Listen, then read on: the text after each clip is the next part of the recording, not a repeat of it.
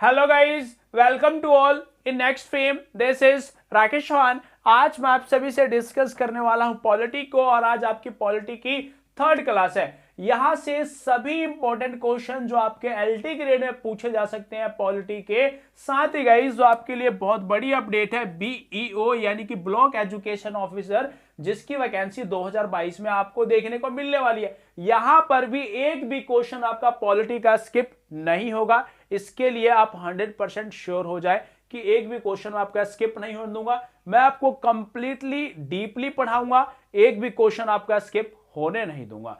साथ ही गाइस हम उन सभी क्वेश्चनों को भी पिक करेंगे जो पिछले सालों में यानी कि प्रीवियस ईयर क्वेश्चन है, वो सारे क्वेश्चंस देखेंगे। लास्ट क्लास में हमने देख लिया था 1853 के एक्ट तक। 1853 का कानून हमने पढ़ा था। अब कानून अधिनियम कैसे पास हो रहे थे, 20-20 साल के टेन्योर पे पास हो रहे थे। अब डायरेक्ट जो आज हमने पढ़ना है वह पढ़ेंगे हम 1858 को। अब 1853 से 1858 हमने क्या क्या पढ़ लिया था, 1813 पढ़ा था, 33 पढ़ा, 53 पढ़ा, यानी कि 20-20 साल का गैप था। अब यहां पर डायरेक्ट कितने साल का गैप है, सिर्फ 5 साल का गैप है। अब इसके बीच में क्या हुआ होगा, तो हुआ क्या था भाई, 1857 की क्रांति, जिसको आपने स्कूल में बहुत बार पढ़ा होगा। खूब लड़ी मर्दानी वह तो झांसी वाली रानी थी। वह कौन सी क्रांति की बात है, 1857 की क्रांति की। और 1857 की क्रांति को किसने कहा था कि आजादी के लिए लड़ा गया पहला युद्ध है, तो वह कहा था वीर सावरकर ने। यह आपके लिए इंपॉर्टेंट पॉइंट है। अब इस क्रांति की शुरुआत कहां होती है, सिपाही विद्रोह से, यानी कि सेपोय म्यूटिनी के नाम से इसको भी जाना जाता है। सिपाही विद्रोह से इसकी शुरुआत होती है, जहां पर मंगल पांडे का जिक्र आपको देखने को मिलता है। यहां पर गाय और सुअर की चर्बी का यूज होता था। तो ये हम पढ़ेंगे टॉपिक्स डिटेल में हिस्ट्री में, क्लियर है। और मेन जो यहां पर रीजन था, दूसरा फैक्टर, वो ये था कि डॉक्ट्राइन ऑफ लैप्स की नीति थी। किसकी नीति, डॉक्ट्राइन ऑफ लैप्स की जो नीति थी, यानी कि हड़प की नीति। अब ये हड़प की नीति कौन लेकर आता है, तो लॉर्ड डलहौजी लेके आता है हड़प की नीति। अब हड़प की नीति में क्या था कि जिस राजा का भी अपना उत्तराधिकारी नहीं है, उसके राज्य को अपने राज्य में शामिल कर लेना, यह हड़प की नीति थी, यानी कि डॉक्ट्राइन ऑफ लैप्स था। क्लियर है। तो इस हड़प की नीति के तहत डलहौजी ने सतारा को सबसे पहले मिलाया था। सतारा था, उदयपुर, नागपुर, झांसी और साथ ही संभलपुर, यह भी आपके लिए इंपॉर्टेंट है। क्लियर है गाइस। तो इन सभी पॉइंट्स को आपने याद रखना है। और लॉर्ड डलहौजी ने कुछ अच्छे काम भी किए। रेल सेवा किसने शुरू करवाई, लॉर्ड डलहौजी ने। और कहां से कहां तक चली थी ट्रेन, 1853 में मुंबई से ठाणे तक चली थी। यह पॉइंट भी याद रखना है। और लॉर्ड डलहौजी ने डाक सेवा भी शुरू करवाई थी। और हड़प की नीति भी किसने दी थी, लॉर्ड डलहौजी ने भी। तो यहां पर जो मेन फैक्टर होता है, राजा महाराजा युद्ध में शामिल हो जाते हैं। क्यों, राज को बचाने के लिए। ये सब टॉपिक हम हिस्ट्री में डिस्कस करेंगे। अब इसी के बाद जब युद्ध होता है, यहां पर ब्रिटिशर्स जीत जाते हैं, तो उसके बाद एक्ट आ जाता है, अधिनियम आता है 1858, और इसको जाना जाता है ताज के शासन के नाम से भी। ताज के शासन, यानी कि ये जो कानून अब पारित होने लगा, डायरेक्टली किसके हाथ में पहुंचता है, ब्रिटिश क्राउन के पास पहुंचता है।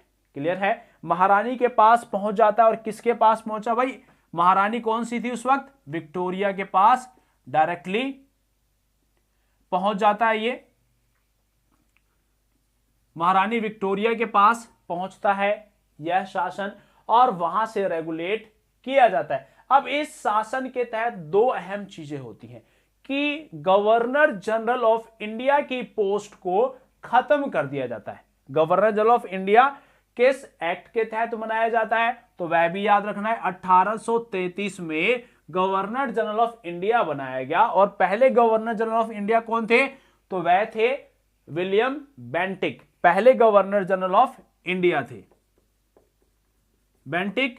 और इससे पहले क्या हुआ था, 1773 में क्या आया था, रेगुलेटिंग एक्ट आया था 1773 में। और रेगुलेटिंग एक्ट के तहत क्या बनाया जाता है, गवर्नर जनरल ऑफ बंगाल। और पहले गवर्नर जनरल ऑफ बंगाल कौन बने थे, तो वो थे वॉरेन हेस्टिंग्स। अब यहां पर इस अधिनियम 1858 के तहत क्या बनाया जाता है, यहां बनाया गया वायसराय। क्या बनाया गया, वायसराय बनाया जाता है। और पहले वायसराय कौन होते हैं, तो यह होते हैं लॉर्ड कैनिंग। इस पॉइंट को आपने याद रखना है, पहले वायसराय लॉर्ड कैनिंग, पहला पॉइंट हो गया ये जो आपको याद रखना है। सेकंड पॉइंट क्या होता है, यहां पर आता है सेक्रेटरी ऑफ स्टेट। क्या होता है, सेक्रेटरी ऑफ स्टेट को लाया जाता है यहीं से 1858 के अधिनियम से सेक्रेटरी ऑफ स्टेट आता है। और सेक्रेटरी ऑफ स्टेट जो होता है बहुत ही ज्यादा पावरफुल होता है। क्लियर है, एडमिनिस्ट्रेशन का जो पावर होता है वो किसके पास, सेक्रेटरी ऑफ स्टेट के। और वायसरॉय जो होता है ये डायरेक्ट रिप्रेजेंटेटिव होता है इंडिया में, किसका, महारानी का। क्लियर है, ये पॉइंट याद रखना है। और यहीं से द्वैध शासन यानी कि डायरकी जो लगी हुई थी, डायरकी सिस्टम, द्वैध शासन को खत्म कर दिया जाता है। अब द्वैध शासन कब लगाया गया वह आपको समझना है कि द्वैध शासन लगाया जाता है पिट्स इंडिया एक्ट 1784 के तहत। किस एक्ट के तहत, 1784 में आता है पिट्स इंडिया एक्ट। और इस एक्ट के तहत क्या लगाया जाता था, लगाया गया आपका द्वैध शासन। अब इस द्वैध शासन में क्या था, एक जो पॉलिटिकल देखता था और दूसरा एडमिनिस्ट्रेशन यानी कमर्शियल अफेयर्स का नाप तोल यानी कि लेखा जोखा रखता था। अब कमर्शियल कौन करता था, तो यहां पर दो चीज थी, कोर्ट ऑफ डायरेक्टर्स था एक तो जो कि कमर्शियल अफेयर्स को देखता था, और दूसरा क्या था आपका बोर्ड ऑफ काउंसिल जो आपका पॉलिटिकल अफेयर्स को देखता था। यानी कि कोर्ट ऑफ डायरेक्टर्स और बोर्ड ऑफ कंट्रोल था, काउंसिल नहीं कंट्रोल था, जो कि आपका क्या देखता था, political affairs. Board of control, board of control political था, और दूसरा क्या बताया मैंने आपको, कमर्शियल अफेयर्स कौन देखता था, court of director, court of directors ये देखता था आपका। एडमिनिस्ट्रेशन इसके पास था, कमर्शियल अफेयर्स इसी के पास था। तो इस सिस्टम को अब यहां पर खत्म कर दिया जाता है। तो ये पॉइंट्स वायसरॉय, सेक्रेटरी और द्वैध शासन आपको याद रखना होगा। क्लियर है। अब नेक्स्ट एक्ट जो आता है, यहां से इतने ही पॉइंट आपको याद रखना है, वो आता है आपके पास 1861 का अधिनियम। अब 1861 में ब्रिटिशर्स को और कुछ समझ में आया, थोड़ा बहुत इन्होंने यहां पर रिफॉर्म किया और सारी चीजें, जिसमें यह भी बात कही जाती है कि हम अब किसी राज्य को अक्वायर नहीं करेंगे, राज्य पर हमला करके उसको जीतेंगे नहीं। क्लियर है। तो अब आता है एक्ट, आनंद फानंद में लाया गया एक्ट था ये 1858 का। अब आता है 1861 का अधिनियम, जहां पर ब्रिटिशर्स को लगता है, क्राउन को लगता है कि भाई इंडिया में अब शासन करना है तो इंडियंस को भी थोड़ा बहुत शामिल करना पड़ेगा अपने साथ, जब हम इंडियंस के ऊपर रूल कर सकते हैं। तो यहां पर होता क्या है कि देखो, यहां पर मेनली दो कैटेगरी बनाई गई। अब दो कैटेगरी कैसे होता है, एक सरकारी और एक non official, official and non official, यानी कि मंत्रालय सिस्टम की यदि हम बात करें तो वह कहां पर लाया जाता है, 1861 में मंत्रालय सिस्टम को लाया जाता है। अब मंत्रालय में होता क्या है कि जो अच्छी अच्छी पोस्टें हैं, गृह मंत्री है, रक्षा विभाग है, वो सब किसके पास, ब्रिटिशर्स के पास। और छोटे मोटे जो पोस्ट हो गए, जैसे आप मान लो बाल विकास मंत्री हो गया, ये सब पोस्ट किसको दे दिए गए, इंडियंस को दे दिए गए। और मेनली जो मेजर वर्क था वो तो ब्रिटिशर्स के ही पास था, मेजर राइट्स ब्रिटिशर्स के पास, इंडियंस को शामिल किया गया। और पहली बार इसी में 1862 में 3 रिप्रेजेंटेटिव इंडियंस के शामिल किए जाते हैं, जिसमें राजा ऑफ बनारस, महाराजा ऑफ पटियाला और दिनकर राव को शामिल किया जाता है। और कौन शामिल करता है इनको, लॉर्ड कैनिंग इनको शामिल करता है। लॉर्ड कैनिंग क्या होता है, गवर्नर जनरल ऑफ इंडिया को हटाकर बने हुए क्या होते हैं, ये वायसराय, और वायसराय होते हैं डायरेक्ट रिप्रेजेंटेटिव महारानी के। यह पॉइंट आपको याद रखना है। क्लियर है। तो पहले किसको शामिल किया गया, राजा ऑफ बनारस, महाराजा ऑफ पटियाला और सर दिनकर राव को शामिल किया जाता है। अब यहीं पर पोर्टफोलियो सिस्टम भी लाया गया। कौन सा सिस्टम? पोर्टफोलियो सिस्टम लाया जाता है। ये सभी इंपॉर्टेंट पॉइंट है आपके लिए। पोर्टफोलियो सिस्टम कहां पर लाया गया? तो 1861 के एक्ट के तहत पोर्टफोलियो सिस्टम को लाया जाता है। एग्जाम में डायरेक्ट क्वेश्चन यही आएगा कि पोर्टफोलियो सिस्टम जो था वो किस अधिनियम के तहत आता है? तो 1861 के तहत यह लाया जाता है। अब यहां से एक इंपॉर्टेंट क्वेश्चन है कि इमरजेंसी जब पड़ जाती है तो इमरजेंसी में राष्ट्रपति क्या करता है? ऑर्डिनेंस जारी करता है, अध्यादेश जारी करता है।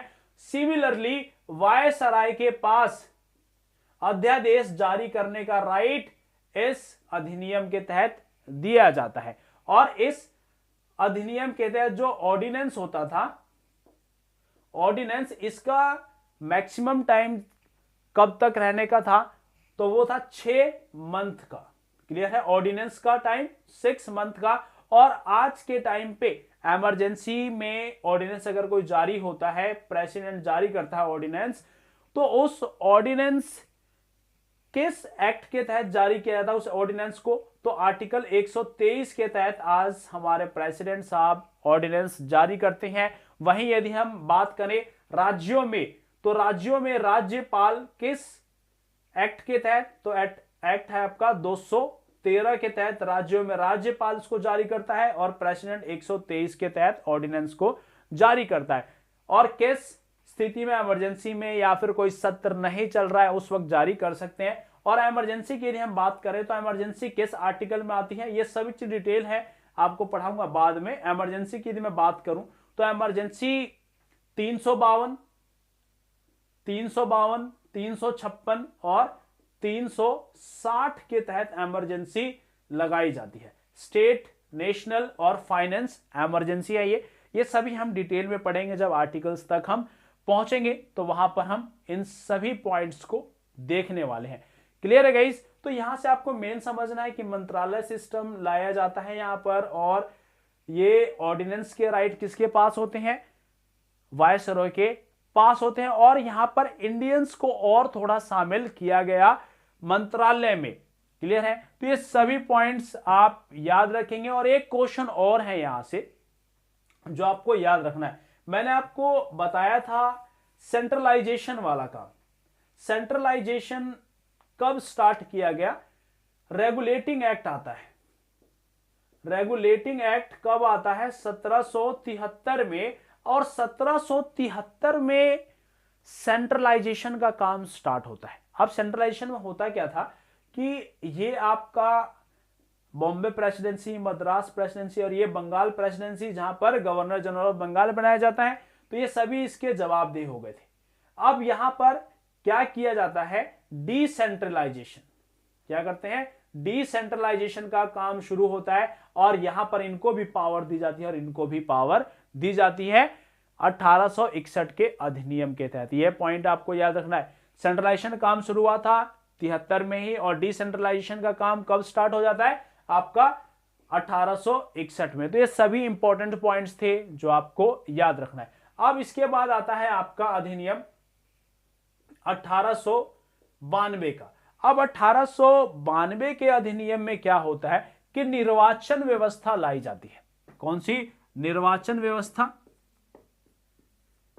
यानी कि इलेक्शन वाली व्यवस्था को लाई जाती है। यानी कि इलेक्शन करके, यानी कि चुन के हम रिप्रेजेंटेटिव को लेजिस्लेटिव काउंसिल में भेजने की व्यवस्था 1892 में आती है।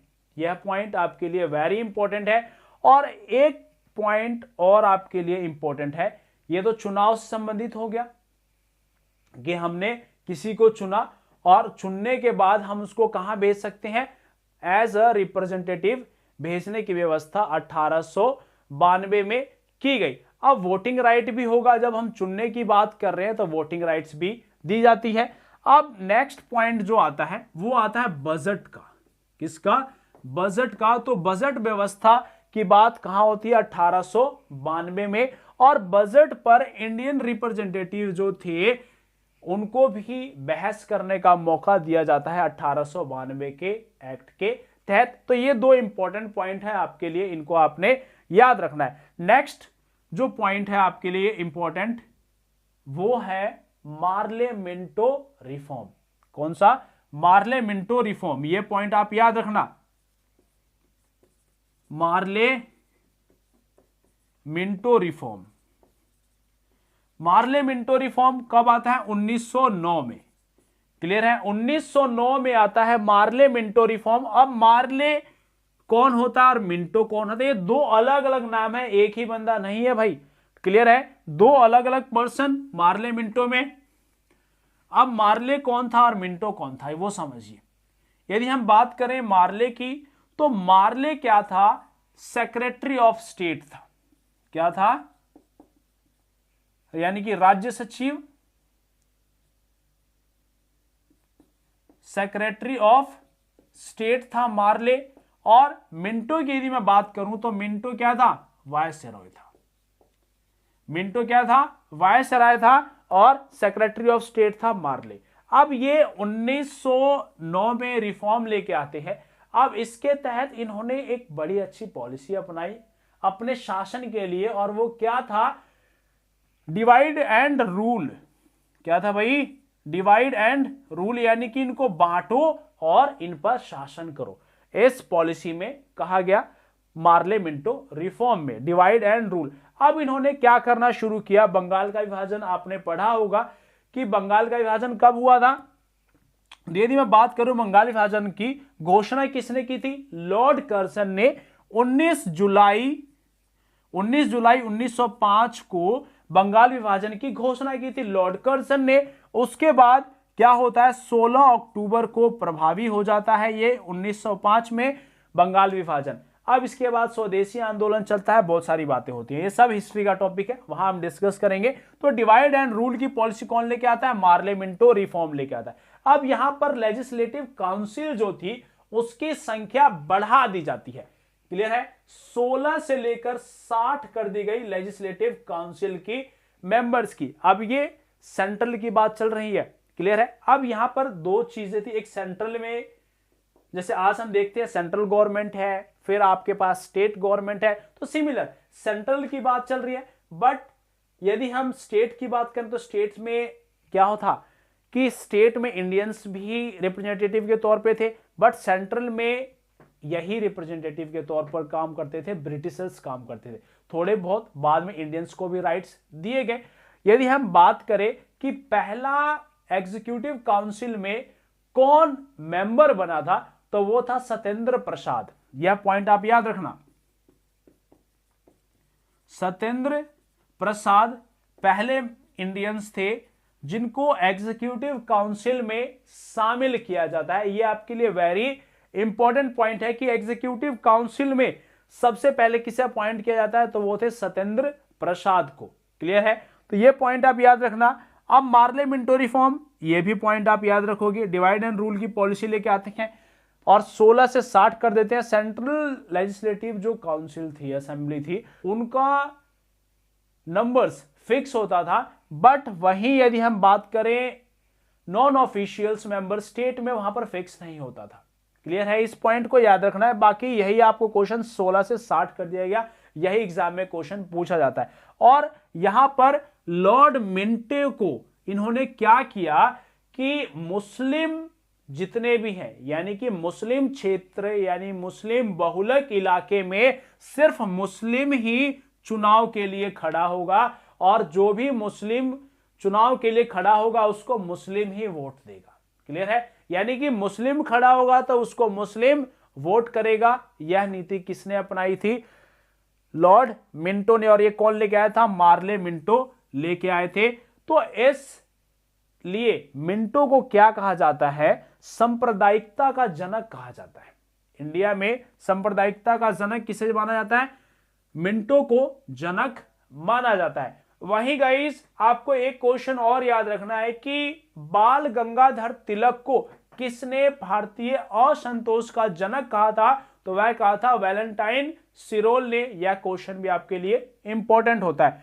अब यहां से मिंटो को सांप्रदायिकता का जनक कहा गया क्योंकि इन्होंने मुस्लिम्स को यही कहा कि भाई आप अगर चुनाव में खड़े होगे तो ओनली मुस्लिम्स ही वोट करेंगे, इसलिए इन्हें इंडियन सांप्रदायिकता का जनक कहा जाता है। यह पॉइंट आपके लिए वेरी इंपॉर्टेंट है। तो यहां से हम पॉलिटी की जो नेक्स्ट क्लास होगी 19 से हम पढ़ना शुरू करेंगे। आज की क्लास में इतना ही। अब यहां से जितने भी क्वेश्चंस बनते हैं वो सब आपको हम धीरे धीरे करके क्विज के थ्रू अपने चैनल्स पे या फिर कम्युनिटी टैब पे क्वेश्चंस कराते रहेंगे और आप लोगों की प्रिपरेशन गाइस उस लेवल तक हम कराएंगे जहां से एग्जाम में आपसे कोई भी क्वेश्चन पूछ ले, आपका एक भी क्वेश्चन एग्जाम में मिस नहीं होगा। इस चीज की श्योरिटी देते हैं हम आपको। और हमारी क्लासेस, कोई क्लासेस पेड है नहीं, सभी क्लासेस फ्री हैं। मिलते हैं आपसे नेक्स्ट क्लास में। Share and subscribe next fame. Thank you very much.